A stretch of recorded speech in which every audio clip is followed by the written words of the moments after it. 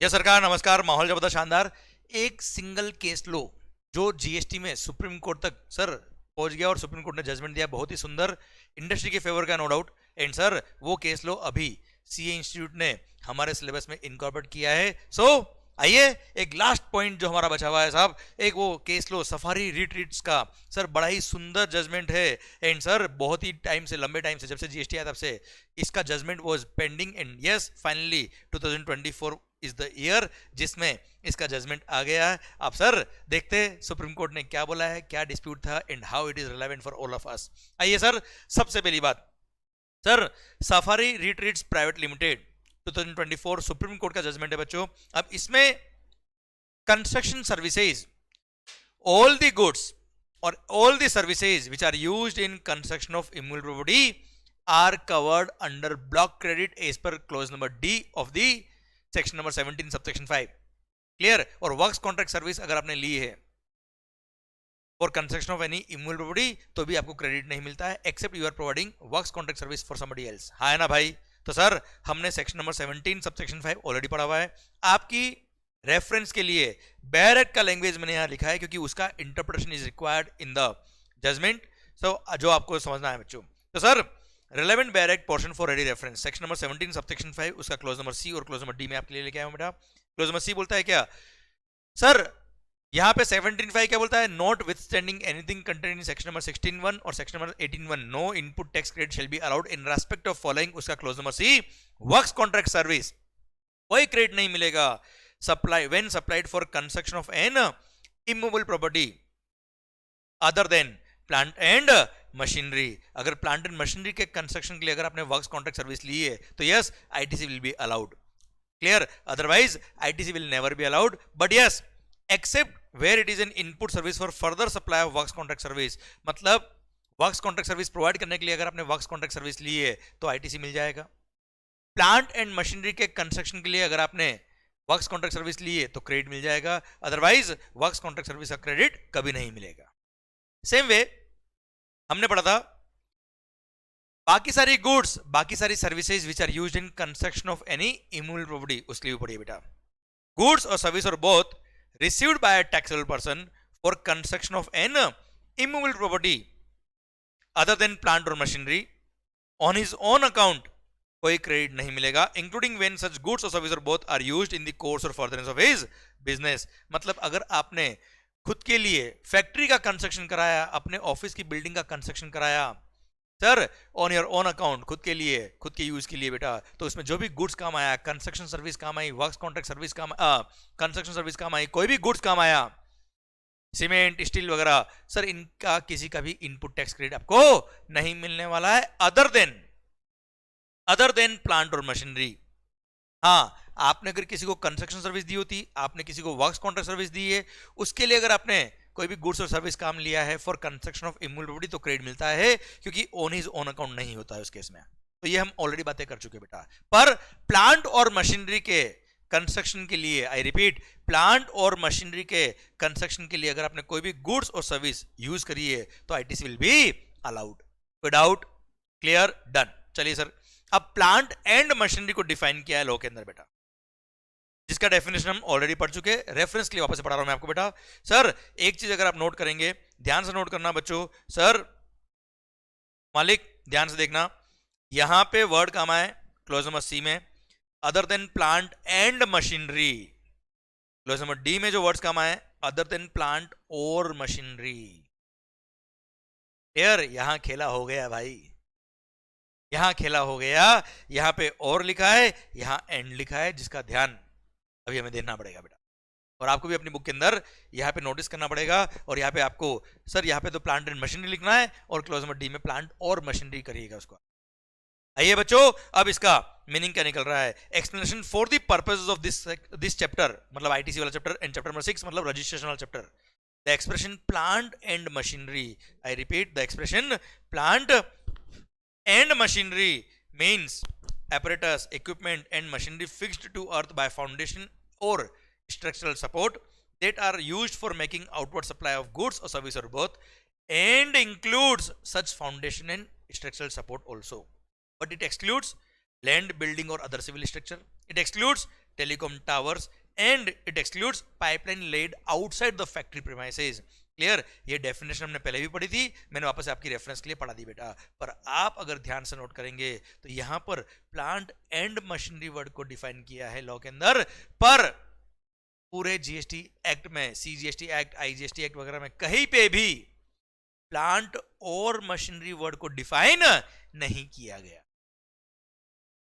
okay? अब plant and machinery word का meaning तो यह दे दिया, पर प्लांट और मशीनरी का मीनिंग नहीं दिया। जब प्लांट और मशीनरी को डिफाइन नहीं किया तो सर हम ये नहीं कह सकते कि सर यहां पे जो प्लांट और मशीनरी है उसका मीनिंग भी यही रहेगा, नहीं कह सकते, क्योंकि सर यहां पे इस जजमेंट ने, सुप्रीम कोर्ट ने भी ये ऑब्जर्व किया, देखिए एनालिसिस में दे रखा है, प्लांट एंड मशीनरी और प्लांट और मशीनरी, पूरे एक्ट में मल्टीपल प्लेसेस पे plant and machinery word use आया है, पर केवल एक जगह ही गवर्नमेंट ने प्लांट और मशीनरी वर्ड यूज किया है, और वो जगह क्या है? Section number 17 subsection 5 clause number D. यहां पे वर्ड यूज आया क्या? प्लांट और मशीनरी। इट मींस सर हमने पढ़ा हुआ है सर, रूल्स ऑफ इंटरप्रिटेशन हमने बात करी हुई लेक्चर पढ़ते वक्त कि सर हम जब भी लॉ को इंटरप्रेट करते हैं तब सर इस तरह के वर्ड्स अगर डिफरेंट एम्प्लॉय किए हुए, it means those are intentionally put in, those are intentionally put in. शायद ये सेम वर्ड्स मेरे याद आ रहे होंगे, आपने लेक्चर में सुने होंगे। While interpreting the law, if there is difference in some words, it means those are intentionally put in. वो ऐसा नहीं कि गलती से हो गया सर। क्लियर? वही सुप्रीम कोर्ट ने बोला है कि सर प्लांट और मशीनरी वर्ड अगर यहां लिखा है मतलब वो इंटेंशनली लिखा है और इसका कोई लीगल वैल्यू है एंड इसका कोई ना कोई डिफरेंट मीनिंग है। क्लियर? एंड सर यहां पे जो डिफाइन किया लॉ के अंदर, वो डिफाइन किया plant and machinery which does not apply to plant और मशीनरी। सो प्लांट और मशीनरी वर्ड का कॉमन सेंस में जो मीनिंग निकलता है जनरल लॉ के हिसाब से, वो देखा जाएगा। डेफिनेशन एक्ट में प्लांट और मशीनरी का नहीं दिया हुआ है साहब, तो उसकी वजह से क्या हो गया? खेला हो गया। खेला क्या हो गया सर? देखिए सर अब यहां पे पढ़ना, it is important to note here that the term used in clause number C above is plant and machinery, where is the term used in clause number D above is plant और machinery. The expression plant and machinery used in clause number C has been defined in explanation to section number 17 जो मैंने आपके लिए दिया, while expression plant or machinery used in the clause number D has not been defined under the CGST Act. Clear? This distinction was addressed in the Supreme Court in the case of Chief Commissioner of CGST versus Safari Retreats Private Limited 2024 में by in the Supreme Court. Further, in this case, the constitutional validity of clause number C and D of section number 17.5 and section number 16.4 was also challenged. तो sir Safari Retreat के case में section number 16.4 and section number 17 subsection 5 clause number C और D के लिए challenge क्या कि ये constitutional invalid है, इसकी वैलिडिटी नहीं है, कॉन्स्टिट्यूशनली ये अल्ट्रा वायर्स है। तो सर पहली बात तो ये गवर्नमेंट ने सॉरी सुप्रीम कोर्ट ने इस जजमेंट बोला कि नहीं नहीं साहब, सेक्शन नंबर 16.4 एंड 17.5 का clause number COD constitutionally valid है, ये इनवैलिड नहीं है। पर हाँ अब बात आती है क्या प्लांट एंड मशीनरी और प्लांट और मशीनरी का मीनिंग में क्या आएगा, मीनिंग क्या फर्क आ रहा है। अच्छा यहां तक जो मैंने बताया आपको उसमें तो आपको समझ में आ गया कि प्लांट और मशीनरी में सर कुछ तो बात होगी साहब। अब देखिए सर इसको पढ़ो सर, तो मैं लास्ट में कंक्लूजन बताऊंगा, पर पहले पढ़िए आप। द एपेक्स कोर्ट मतलब supreme court observe that the explanation to section number 17 which defines plant and machinery seeks to define the expression used in chapter number 5 and 6.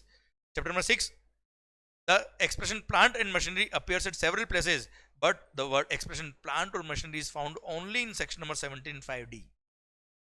और कहीं पे भी सर प्लांट और मशीनरी वर्ड यूज नहीं आया, plant and machinery word use आया बेटा।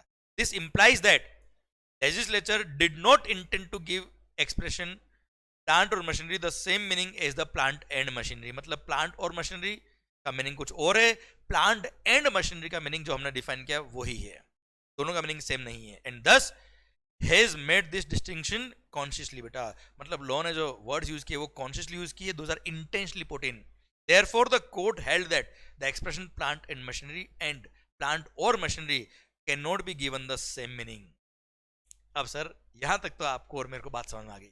अब सर आखिर इसका इंप्लीकेशन क्या है, अल्टीमेट इसका सर कंक्लूजन क्या है वो भी देखना आप ध्यान से।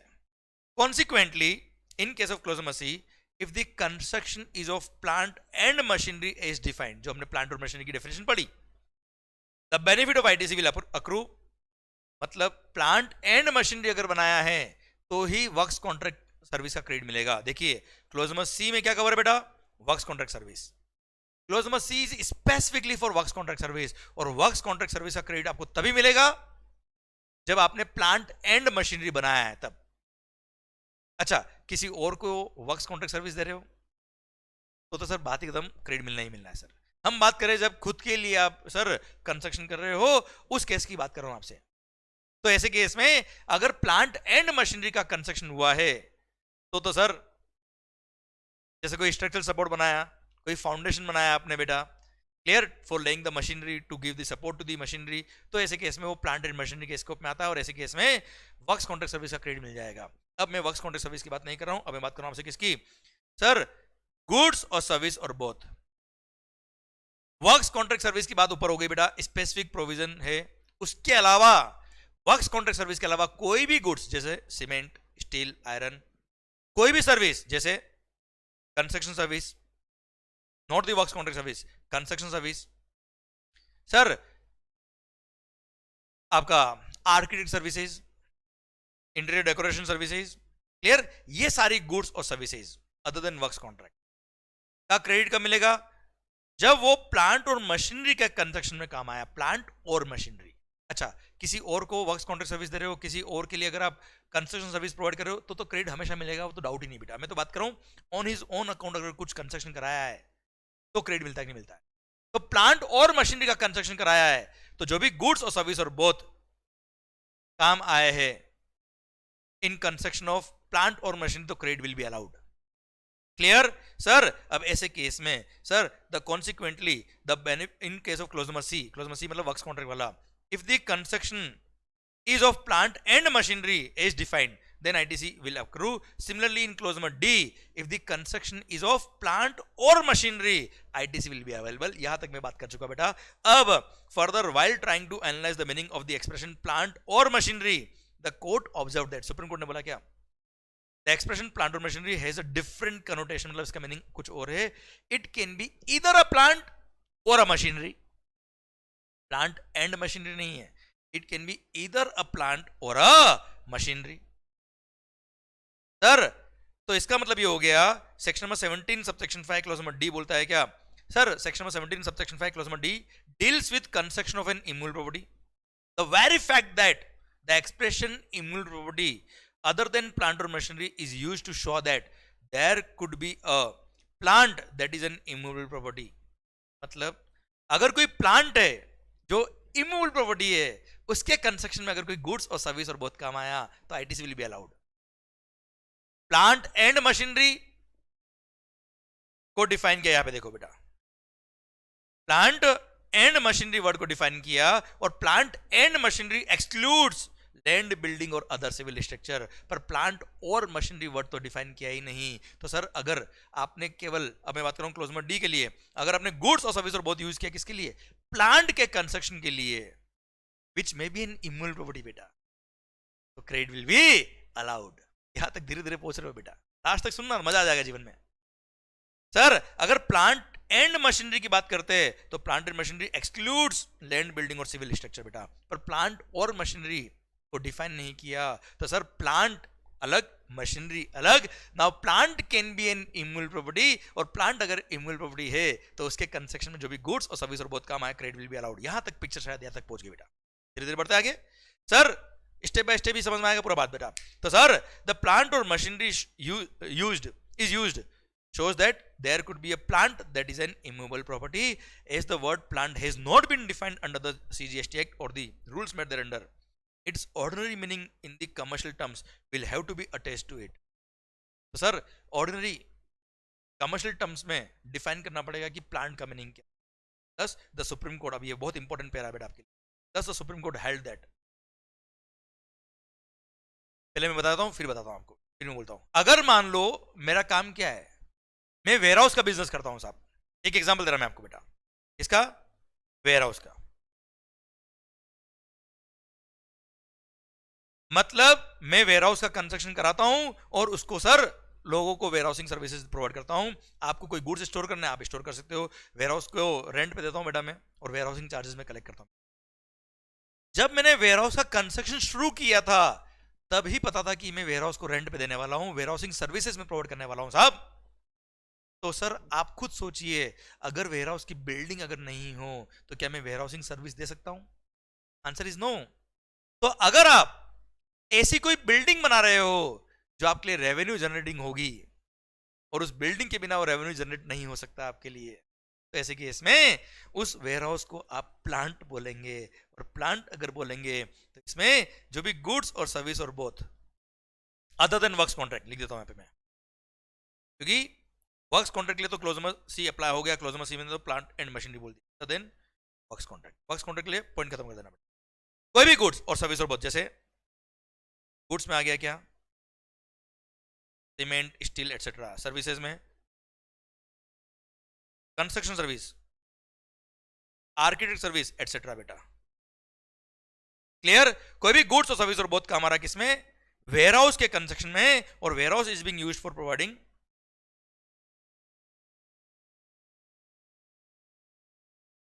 Warehousing services, renting services etcetera, जो रेवेन्यू जनरेटिंग है, जिसके लिए वेयरहाउस होना बहुत जरूरी है। तो ऐसे केस में उस वेयरहाउस को प्लांट बोलेंगे। और प्लांट के कंस्ट्रक्शन में जो भी गुड्स और सर्विस और बहुत काम आ रहा है, इन सब का मिलेगा। And ITC is not excluded, ITC मना नहीं किया इस केस में। Clear? And ITC will be allowed. I hope you got the entire point. है ना मालिक? यस। पर हाँ ध्यान देना बेटा, सुप्रीम कोर्ट ने इनकम टैक्स में भी एक जजमेंट आया हुआ था, और सर सुप्रीम कोर्ट ने बोला हुआ है क्या, sir cinema theatres and hotel, cinema theatres and hotels can never be considered as plant. Already judgement इस पे आ रखा है बेटा। तो बोल दिया क्या, सर सिनेमा थिएटर और होटल को छोड़ दो, इसको प्लांट कभी नहीं मान सकते बेटा आप। क्लियर? अब सर सुनना, सिनेमा थिएटर और होटल को छोड़ के अगर आप कोई बिल्डिंग का कंस्ट्रक्शन कर रहे हो जो प्योरली आपको पता है कि आप रेंट पे देने वाले हो साहब, या लीज पे देने वाले हो, कंस्ट्रक्शन चालू करते वक्त, तो ऐसे केस में सर वो जो बिल्डिंग आप बना रहे हो वो बिल्डिंग को प्लांट मानेंगे। और प्लांट मानेंगे तो उसके कंस्ट्रक्शन में जो भी गुड्स काम आया, जो भी सर्विस काम आया, एक्सेप्ट वर्क्स कॉन्ट्रैक्ट सर्विस, उन सब का आपको आईटीसी मिलने वाला है। क्लियर? वर्क्स कॉन्ट्रैक्ट का क्यों नहीं मिलेगा, क्योंकि वर्क्स कॉन्ट्रैक्ट क्लोज मसी में कवर होता है, और क्लोज मसी बोलता है क्या, वर्क्स कॉन्ट्रैक्ट सर्विस का क्रेडिट तभी मिलेगा जब प्लांट एंड मशीनरी का आप कंस्ट्रक्शन कर रहे हो, और प्लांट एंड मशीनरी में लैंड, बिल्डिंग, सिविल स्ट्रक्चर नहीं आता। पर वर्क्स कॉन्ट्रैक्ट के अलावा जो भी गुड्स, जो भी सर्विस काम आ रही है किसमें, प्लांट और मशीनरी के कंस्ट्रक्शन में, और plant will include building also, अगर उस बिल्डिंग से आप रेवेन्यू जनरेट करने वाले हो, जैसे रेंटिंग पे देने वाले हो, लीज पे देने वाले हो तो। क्लियर? और वहां पे कंस्ट्रक्शन में जो भी गुड्स और सर्विस काम आ रही, आईटीसी विल बी अलाउड, पर होटल और सिनेमा थिएटर के लिए नहीं। पढ़ो, अब पूरा समझ में आएगा आपको बेटा। खत्म, पूरा केस लो ही खत्म हो गया बेटा। Thus, the Supreme Court held that the question as to whether a mall, जैसे आपने कोई कमर्शियल मॉल बनाया बेटा, और मॉल जो बनाया है उसमें जितनी भी दुकान है वो सब आप लीज पे देने वाले हो। आपने बिल्डिंग का कंस्ट्रक्शन ही क्यों किया, मैं लीज पे देने वाला हूं, रेंट पे देने वाला हूं। Sir the supreme court held that the question as to whether a mall, warehouse और any other building other than a hotel और a cinema theatre can be classified as a plant within the meaning of expression plant or machinery is a factual question. It's a question of fact which has to be determined keeping in mind the business of the registered person and the role that the building plays in the said business. आपको हर case to case देखना पड़ेगा। आप blindly नहीं बोल सकते कि हर case में construction में जो भी गुड्स और सर्विस काम आ रहा है क्रेडिट मिल जाएगा। अगर उस बिल्डिंग से आपका रेवेन्यू जनरेट हो रहा है डायरेक्टली तो ही क्रेडिट मिलेगा। आपका बिजनेस मॉडल ऐसा है जिसके लिए उस बिल्डिंग को प्लांट माना जाता है। आपका बिजनेस मॉडल ऐसा है सर जिसके लिए उस बिल्डिंग को प्लांट मान सकते हैं तो ही आपको आईटीसी मिलेगा, वरना आईटीसी की बात नहीं आएगी। Clear? Sir keeping in mind the business of the registered person and the role that the building plays in the said business. अब पढ़ना, मैंने अंडरलाइन किया हुआ sir already. If the construction of a building was essential for carrying out the activity of supplying services such as renting or giving on lease or other transactions in respect of the building or a part thereof। मतलब आप sir activity of supplying services such as renting और leasing या warehousing services, इस तरह की activity के लिए आप बिल्डिंग बना रहे हो which are covered under clause number 2 और clause number 5 of schedule 2। Schedule 2 याद आया बेटा सर, जहां पे रेंटिंग ऑफ इम्यूल प्रॉपर्टी लिखा हुआ है, या आपने इमेल को लीज पे दिया है, हायरिंग पे दिया है, तो सर वो सब इसमें कवर होते हैं। उसके लिए अगर आपने बिल्डिंग का कंस्ट्रक्शन किया है, the building could be held to be a plant and it is taken out of the exception carved out by clause number 8, clause number D of section number 17(5) of this to the subsection 1 of section number 16। मतलब कुल मिला के sir वो plant की definition में आएगा और plant को एक्सक्लूड किया हुआ है 17(5) से, मतलब वो ब्लॉक क्रेडिट में कवर नहीं है। ब्लॉक क्रेडिट में कवर नहीं मतलब क्रेडिट मिल जाएगा उन कंस्ट्रक्शन में काम आने वाले गुड्स और सर्विसेज का। Further the court upheld the constitutional validity of clause number C and D of section number 17(5) and 16(4। Sir upheld मतलब उसको सही ठहराया गया है, सही है। क्लियर? 16(4) और section number 16 for time limit to claim the credit और section number 17(5) clause number C और क्लोज नंबर D अनकॉन्स्टिट्यूशनल नहीं है, वो कॉन्स्टिट्यूशनल है। पर जजमेंट ये दिया कि सिंस प्लांट और मशीनरी वर्ड काम आया है क्लोज नंबर D में, तो उसमें सर अगर आप कोई बिल्डिंग का कंस्ट्रक्शन कर रहे हो जो आप रेंट पे देने वाले हो, या आप वेयरहाउसिंग सर्विस देने वाले हो, कोई मॉल का कंस्ट्रक्शन कर रहे हो जिससे आपको सर रेंटिंग की रेवेन्यू आने वाली है जिस पे जीएसटी लगने वाला है, तो उस बिल्डिंग को बनाने में जो भी सर्विसेज काम आई, जो भी गुड्स काम आया other than works counter service, yes उन सबका आपको आईटीसी मिल जाएगा। क्लियर? डन। एक और बात, अगर मान लो मैंने अपने लिए खुद की फैक्ट्री का कंस्ट्रक्शन किया है, तो क्या मैं फैक्ट्री रेंट पे दे रहा हूं? क्या नहीं, खुद के लिए बिल्डिंग बना रहा हूं। अच्छा, मैंने अपने लिए ऑफिस का कंस्ट्रक्शन किया है, क्या मैं रेंट पे देने वाला हूं उसको, ऑफिस को? नहीं, तो credit will not be allowed, credit नहीं मिलने वाला है। क्लियर? एक पॉइंट यहां लिख दिया, ऑन फैक्ट्री, या मैं तो कह रहा हूं ऑन ऑफिस, या खुद के लिए वेयरहाउस, ऑन वेयरहाउस मतलब जिसमें मैं खुद के ही गुड्स स्टोर करूंगा। सर वेयरहाउसिंग सर्विस नहीं देने वाला मैं,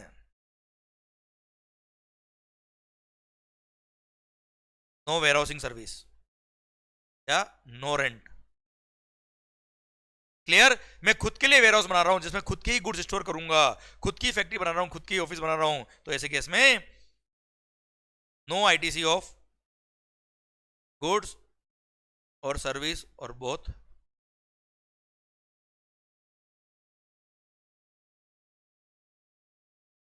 यूज्ड इन कंस्ट्रक्शन। क्लियर? कोई भी गुड्स कोई भी सर्विस का क्रेडिट नहीं मिलेगा जो कंस्ट्रक्शन में काम आया, कोई क्रेडिट नहीं मिलेगा। पर अगर आप बिल्डिंग का जब कंस्ट्रक्शन कर रहे हो उस टाइम ही डिफाइंड था कि बिल्डिंग में किस में काम में लूंगा साहब, रेंट पे देने में काम लूंगा, सर वेयरहाउसिंग सर्विसेज में प्रोवाइड करूंगा, लीज पे दूंगा, तो ऐसे केस में वर्क्स काउंटर सर्विस को छोड़ दो, बाकी सारी गुड्स और सर्विस और बोथ का आपको आईटीसी मिलेगा, क्योंकि उस बिल्डिंग को प्लांट माना जाएगा, क्योंकि आपका नेचर ऑफ बिजनेस ऐसा है, आपका नेचर ऑफ बिजनेस ही ऐसा है कि जिसके लिए ये अगर बिल्डिंग नहीं हुई तो आपका बिजनेस नहीं चलेगा, इसलिए वो प्लांट की डेफिनेशन में आएगा। और प्लांट की डेफिनेशन में आ गया मतलब सर वो एक्सेप्शन में कवर हो गया, क्योंकि यहां पे यूज आया क्या वर्ड, प्लांट और machinery. I hope you got the entire point. अब सर इस केस को मैं वापस से एक बार 1 मिनट में आपको कंक्लूड करके बताता हूं कि अल्टीमेटली हुआ क्या। वैसे कंक्लूजन मैंने यहां लिख रखा है आपके लिए बेटे, कि अगर मैंने ऐसी किसी बिल्डिंग का कंस्ट्रक्शन किया है, आप हो सर ऑनर, मैंने आपके लिए कोई बिल्डिंग का कंस्ट्रक्शन किया जिसको आप जिस दिन मैंने कंस्ट्रक्शन किया कर रहा हूं, जब चालू कर रहा हूं कंस्ट्रक्शन, उस टाइम ही आपको पता है कि आपका बिजनेस मॉडल ऐसा है जिसके लिए बिल्डिंग रिक्वायर्ड है, और ये बिल्डिंग को आप रेंट पे देने वाले हो, लीज पे देने वाले हो, या सर वेयरहाउसिंग सर्विस वगैरह प्रोवाइड करने वाले हो, तो उस बिल्डिंग को प्लांट माना जाएगा। प्लांट की डेफिनेशन में कवर करेंगे इसको, और प्लांट की डेफिनेशन में अगर कवर किया है तो वर्क्स कॉन्ट्रैक्ट सर्विस को छोड़ दो, बाकी सारी गुड्स और सर्विस और both which are used in construction of that plant which is the building, तो ऐसे केस में सर उसमें काम आने वाले सारे गुड्स और सर्विस और बोथ का आपको आईटीसी मिल जाएगा, it will not be blocked.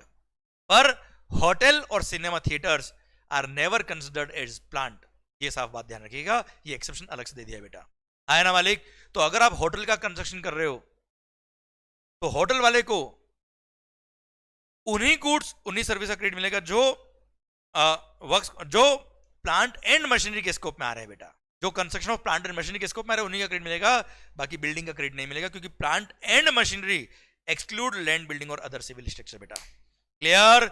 Done. तो होटल का कंस्ट्रक्शन किया है, सिनेमा थिएटर का कंस्ट्रक्शन किया है आपने बेटा, तो ऐसे केस में सर वो प्लांट एंड मशीनरी में कवर होगा तो ही क्रेडिट मिलने वाला, वरना क्रेडिट नहीं मिलने वाला है, और बिल्डिंग कभी भी प्लांट एंड मशीन में कवर नहीं होती।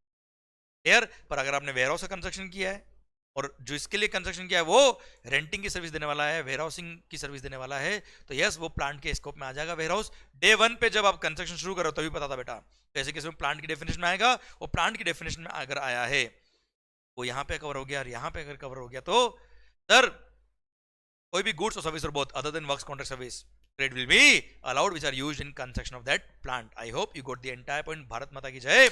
एंड सर ध्यान देना सर, अब बैरेट को हमने पढ़ लिया है यहाँ से सर, क्लोज नंबर सी में ये बैरेट का रिलेवेंट पोर्शन में लाया आपके लिए जानबूझ के सर।